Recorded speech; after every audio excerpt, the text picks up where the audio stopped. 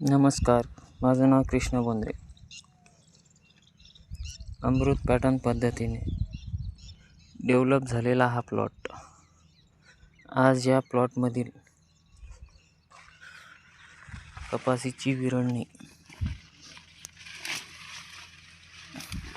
सुरू आहे. अशा पद्धतीचे जे झाडं असतील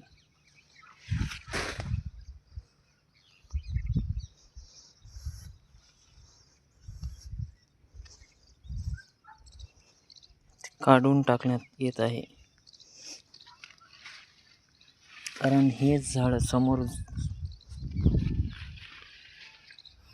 जाऊन या झाडांची विरळणी करावीशी वाटत नाही. म्हणून आताच जे काही झाडं असतील